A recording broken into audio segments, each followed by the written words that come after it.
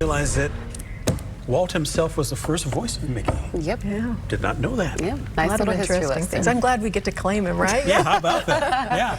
Before we get started, I like your suit. It's really nice. Nice combo today. Appreciate that. Okay, so we're talking about rain chances. Yes. What? Yeah. Not on the 4th. On the 4th, actually, believe it or not, just a couple opportunities. Wow. That's why Neville's not here, because he wanted me to talk about it. Because we're talking about fireworks. Bye. I said, okay, great, thanks, buddy. Anyway, as far as the climate is concerned, 108's the hottest has been back in the 30s. The coldest has been not too long ago, 54 degrees, and the wettest has been, although we are talking about a chance of rain, don't think we have to worry about 3.5+ inches of rain coming in on this 4th, but that was back in the 1984 time frame. Now, let's talk about that. We're referring to what Nick and Katie were looking at earlier today. Some of the new information does point toward that chance of rain. A couple opportunities on the 4th itself, just not lasting all day, as I mentioned at the top of the newscast. 100 is the current heat index if you're heading out. 101 out toward Trenton, 102 in Lawrence.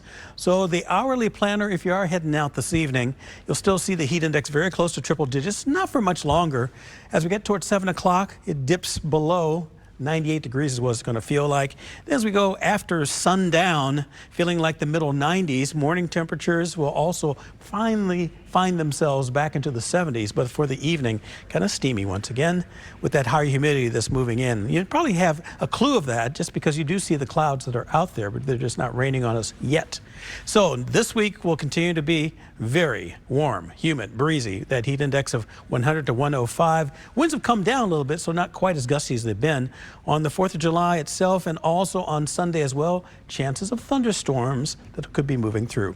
Check out the exclusive First Alert 9-day forecast. 77 to 93 degrees. Once again, we're talking triple-digit heat. Between 100 and 105 is what it will feel like.